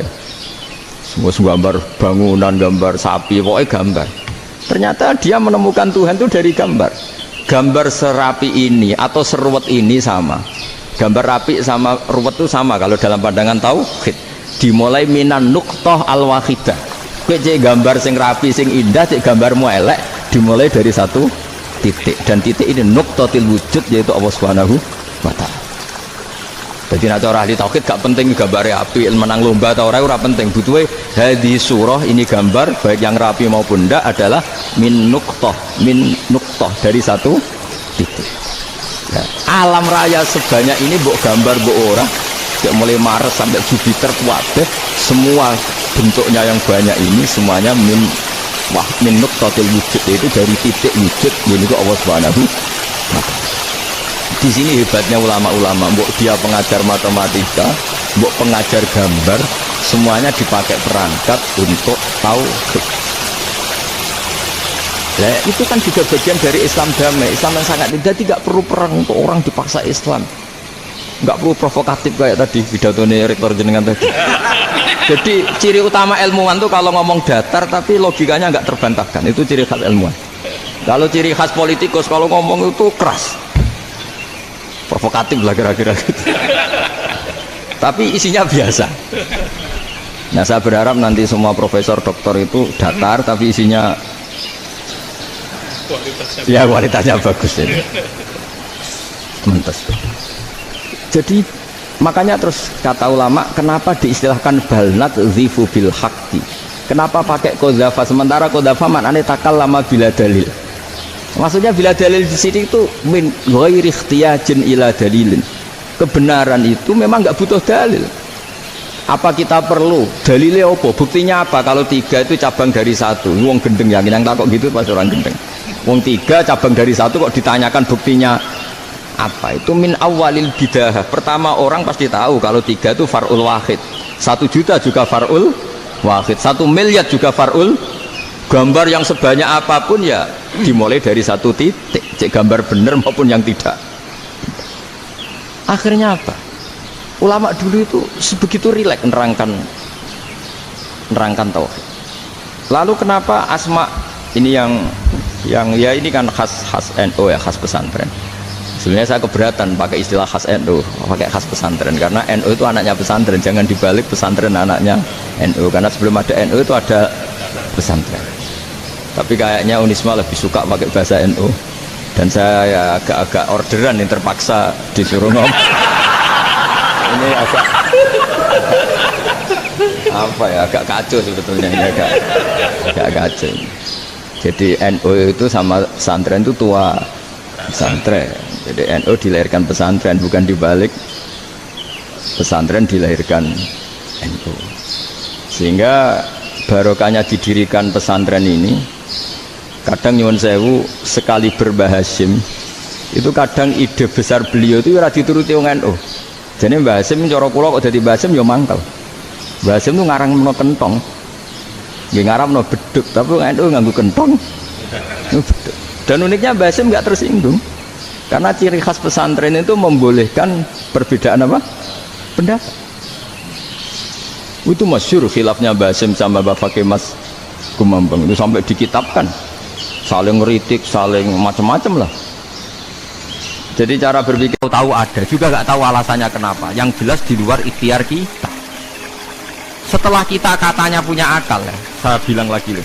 Setelah kita katanya punya akal terus bilang kita masih hidup karena orang kelindes truk, karena nggak kena penyakit, karena jantung kita normal, paru-paru kita normal. Terus kita bilang hidup. Jadi kita atas nama kebodohan bilang kita hidup karena jantung kita normal, paru-paru kita normal, semuanya normal. Maka kita hidup. Nah ditakoi, lalu kapan kita mati? Setelah jantungnya rusak, paru-parunya rusak, terus kita mati. Tapi orang yang sama kalau ada bilang, berarti yang menjadikan hidup itu jantung dan paru-paru. Lalu berarti zaman kita belum hidup itu jantung dan paru-paru harus ada dulu, karena itu yang bikin hidup. Ya ada juga, dulu ada juga. Loh ya kalau jantung dan paru-paru semuanya normal menjadikan kita hidup, berarti jantung dan paru-paru harus wujud dulu karena itu yang menciptakan kita hidup. Ya ada juga ya enggak tahu. Paling-paling nanti statusnya paru-paru jantung hanya dipakai alat Tuhan untuk menjadikan ada kehidupan yang kita kira ada. Padahal sebenarnya kehidupan ini juga enggak ada karena kita tidak tahu. Sing darani urip ku apa ora roh. Kowe roh maknane urip apa? Ulama kabeh sing alim-alim darani urip apa ora mati ngono tok jawabane. Perkataane ora iso jelasno. Walane ning Arab al hayat didul mamat sing darani urip iku ora mati. Karena nggak bisa dijelaskan, coba Anda menjelaskan. Kowe urip ku sebab apa? Ada nyawanya, nyawa itu di mana? Terus dia nempatnya di mana? Oh, nempatnya di jantung ngene-ngene. Suara iso dijelasno. Nah, ketika hidup Anda tidak bisa Anda jelaskan, kudune sok ben wayahe tangi saka kubur juga nggak bisa dijelaskan. Karena wujud kita ya datang tanpa diundang dan tanpa ikhtiar kita. Nanti tangi saka kubur ya ora nganggo ikhtiar sama kan? Sama-sama ada kesimpulan lillahi rabbil alamin. Nah, tapi manusia atas nama akal sawangane hidup ini ada alasannya. Karena kita ditangi ada bapak ibu terus kita jadi wujud. Lucu kan? Hidup ini disebut ada sebabnya. Tapi nanti mati songko kubur terus tangi meneh dianggap gak punya penyebab. Alasannya sudah dilemah kok. Ono meneh carane piye lah zaman kuwe ora ngono. Dadi ono saiki. Carane piye? Makanya kalau suruh balik-balik bilang, jika tangi songko kubur iku mukhal, berarti wujudnya Nabi Adam dan wujud yang sekarang lebih mukhal karena tanpa sebab. Nggih tanpa napa? Sebab. Lho nggih to, aneh Nabi Adam mek sampean saiki no. Dadi roh gentayangan dhisik kopo juk-juk dadi sakmene iki. Do diutang, di kasus, do demenan. Aneh budi. Aneh wujud yang sekarang karena wujud nanti ning ora-ora masar, wujud dari wujud yang sudah ada. Sementara wujud kita yang sekarang dari tidak ada. Lain ngumalane pangeran didik napa hal ata alal insani khidum minad dahri lam yakun syai'am mazkura. Manusia itu harus ingat bahwa dia pernah tidak ada. Dan dari tidak ada ini menjadi ada adalah ayat bahwa wujudnya dia tidak ikhtiarnya dia sendiri. Mulane setan dinyak pangeran. Karo dene kok nyembah setan, ma asyadduhum khalqas samawati wal ardi wala khalqa anfusihim. Wa ma kuntum muttakhidal mudillina aduda. Setan kok mbok dewak-dewakno piye? Apa setan melok gawe langit bumi? Ora. Apa setan gawe awake dhewe? Ora. Umpama setan gawe awake dhewe mesti dekne milah berpenampilan ganteng, gerduwe ku elek kabeh, wewe ge elek kabeh. Umpama dekne gawe awake dhewe milih dadi napa? Ganteng. Mulane tiyang sing pun wusul nak roh setan mlebu neraka. Wah, berarti setan ra hebat, mletene ngono jebule milih nggon neraka. Kudune nak hebat kan milih nggon apa? Swarga. Lho niku mun kersane pangeran nek setan dakok neraka nak wong apik dakok swarga. Lah iya trimo diatur kok botol ngono ae kan. Hanya jika Anda bilang wis kersane pangeran setan dakok neraka, berarti setan mau koyok botol koyok watu sing ditata sing duwe. Berarti setan ndak siapa? Siapa. Sama dengan kita ndak siapa? Siapa lam yakun syai'am.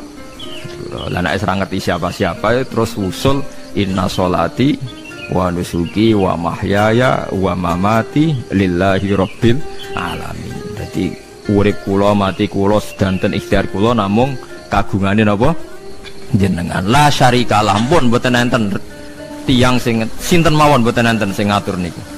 Sebab biza jika umirtu wa ana napa minal muslimin, dan dengan keyakinan niki kita diperintah.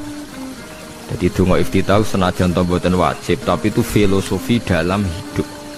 Kersane jenengan napa nggih delok dunya pun bar. Urip ya kersane pangeran, ya mati kersane pangeran. Mula kadang nggih mikir aku nek mati, bar mati jebule gak kiamat-kiamat tak kesuwen cah ngenteni atusan napa tahun misalnya. Anda tidak usah khawatir begitu. Zaman Nabi Adam nganti bapak amak wis saiki 7.000 tahun. Kok ora protes mbek pangeran? Terlambat Gusti saya menyaksikan dunia karena 7.000 tahun yang lalu. Biasanya kan pun tahun pinten 7.000. Umur dunia saat ini pun pinten. SM itu kalau menurut penanggalan agama itu 5.000 tahun. Sebelum Masehi dihitung Nabi Adam itu, pokoknya dihitung langit bumi ini 5.000 tahun. Dan saat ini tahun 2000 sekitar 7.000 tahun. Padahal wonten sing ramal lah umur dunia mau pinten? 7.000 tahun. Jadi enak sing mun diutang-utang mun beres nih mun bar nih mun dianggap bar nih mun ten. Jari ini to. Dieling-eling nggih kula suwun senajan to ilmu niki mun lazim diyakini tiyang Islam. Tapi sampean ulang-ulang. Kados srengenge. Jadi kula nek delok srengenge niku eling. Berarti urip ning swarga selawasi-lawas iku mungkin. Karena Allah bisa menciptakan benda yang begitu panas tapi punya daya tahan atusan tahun. Kemudian nak cara discovery nak ngitung malah jutaan tahun yang lalu, malah bawa hitungan kontiwa dari dinosaurus 400 juta tahun. Padahal agama nanggali bumi namung pinten 5.000 tahun sebelum nopo Masehi. Tapi nak cara ngomong ilmuwan jutaan nopo sing ngitung ya sopo terus gue apaan terus. Nggak begini saja kalau sampai melihat matahari misalnya. Matahari itu kan banyak panas sekali. Ternyata Allah bisa mengelola matahari seawet itu ribuan tahun. Apalagi ngelola kita. Kita ini untuk abadi lebih gampang. Karena bahannya tidak panas, nggak gampang rusak. Terus gampang direproduksi, maksudnya gampang digantikan. Maksudnya kan di masa lalu kan kena. Kayak Rohin udah anak keriting akeh kok putune kan gampang. Lagi kalau mikir mau gampang ya, misalnya buaya gitu masyhur dianggap hewan purba yang terlama. Manusa ilang wis ketok angel. Misalnya kayak buaya mati ana anake meneh, anake ana anake. Nabi Adam kan ngoten. Wong sitok di ketahanan sampai saiki. Gonta-ganti wong. Artinya berarti ada gen Adam yang abadi sampai sekarang kan, karena setiap manusia sekarang berarti ada gennya ada.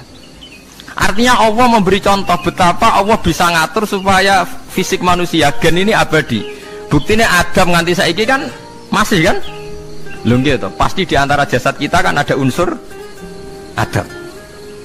Lah ya Allah gawe sura, apa meneh kowe sampeyan ning swarga ning neraka, Allah tetap punya cara untuk bikin abadi. Mbok piye carane? Tapi melihat Nabi Adam nganti tok sampeyan kan ana bukti Allah duwe cara ngabadekno unsur Adam. Karena tidak mungkin kan dalam diri kita sekarang nggak ada unsur sinten? Adam. Sama ndak oleh bantah. Tapi Adam piyambak kan pun kapundhut. Tetapi Adam yang sekarang sampai sampean saiki. Mbok tapi ora roh sampean sing turunane Qabil apa sing ora roh soalé cek ngono ae. Wong jarene cerita Qabil iku lahire ning swarga. Dirabekno mbek Labuda sing lahire ning bumi. Labuda ku elek gembrot. Habil lahire ning bumi, rapati ganteng, dirabekno Iklima sing wayu. Lahiran swarga. Rek Qabil gak trimo, wong aku cah ganteng kok dientukno cah elek. Mane saiki nek ana cah ganteng dientukno cah elek ra trimo ya koyo Qabil.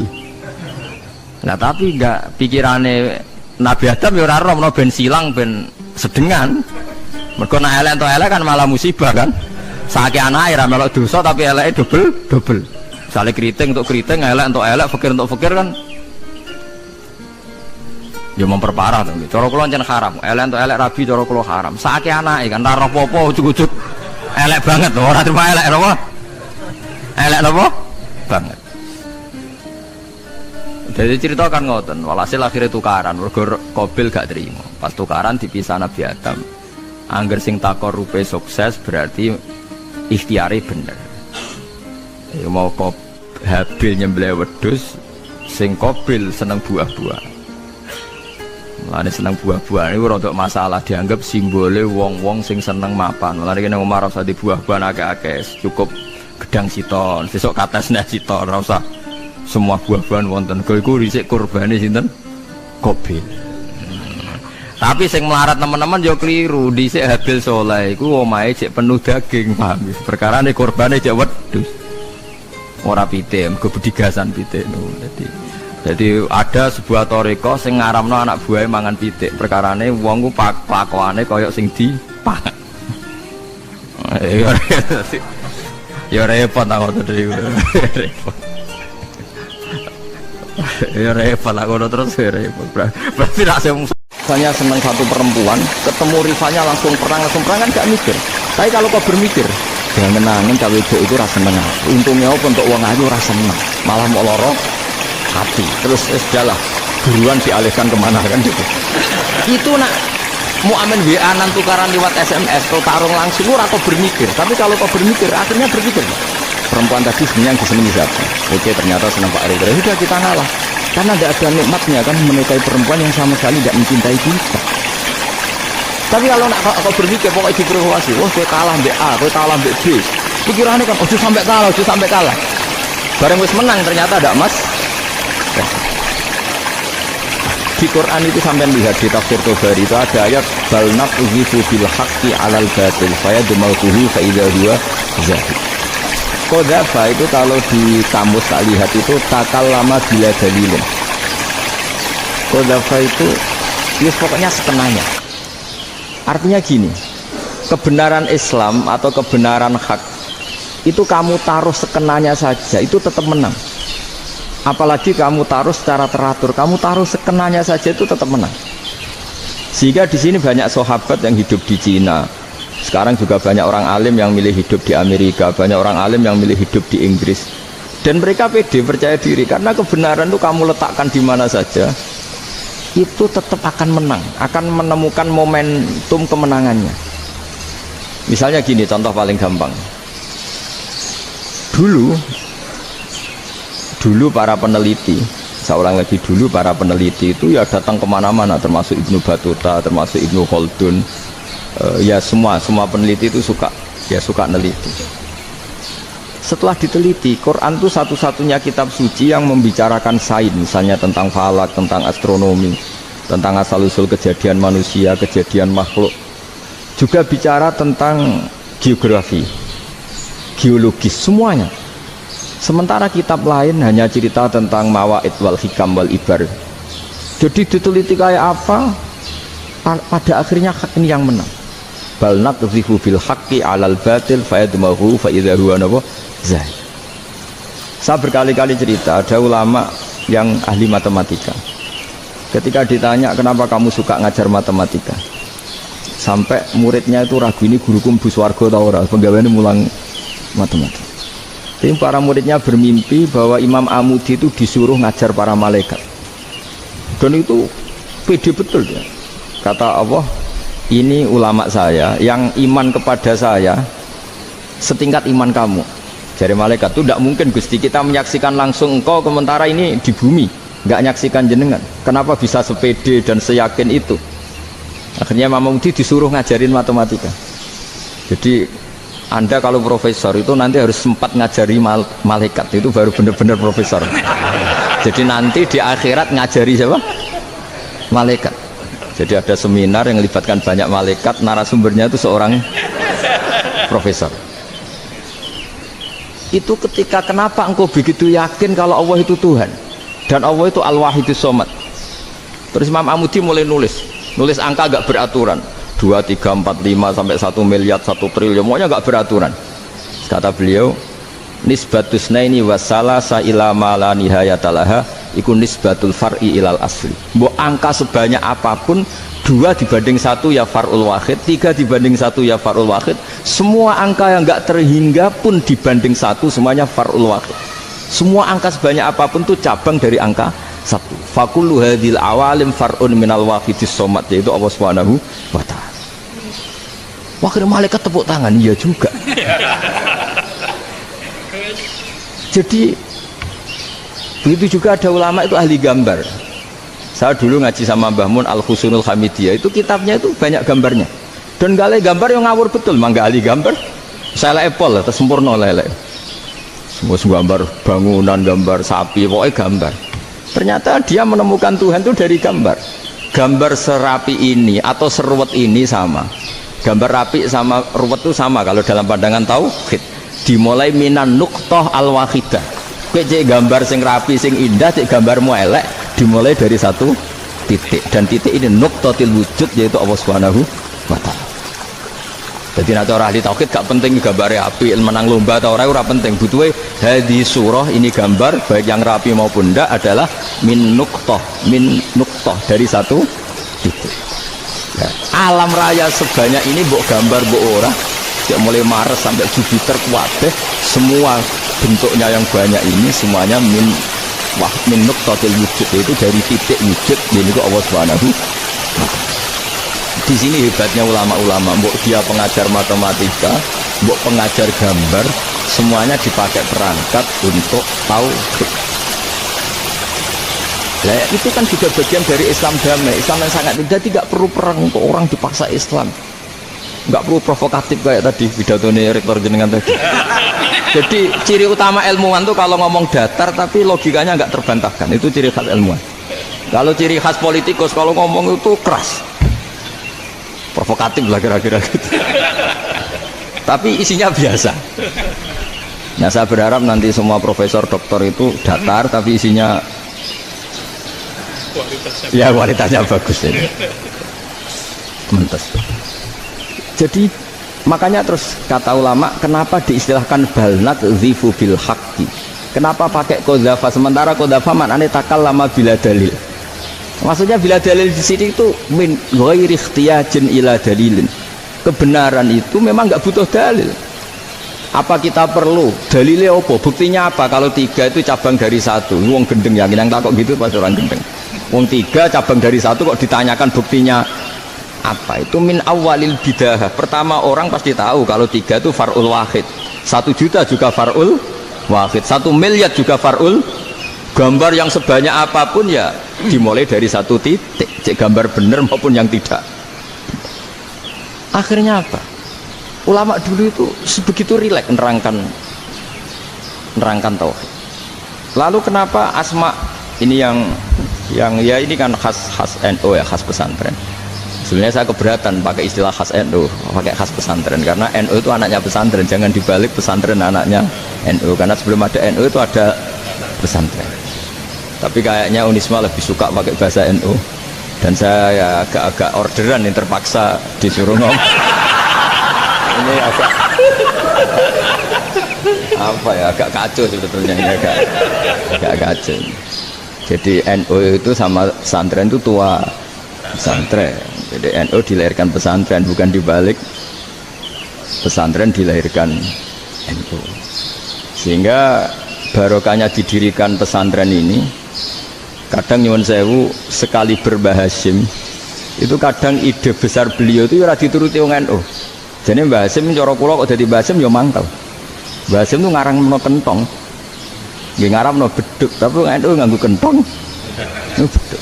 Dan uniknya Mbah Hasim nggak tersinggung. Karena ciri khas pesantren itu membolehkan perbedaan apa? Pendapat. Itu masyhur khilafnya Mbah Hasim sama Bapak Kemas Kumambang itu sampai dikitabkan. Saling ngeritik, saling macam-macam lah. Jadi cara berpikir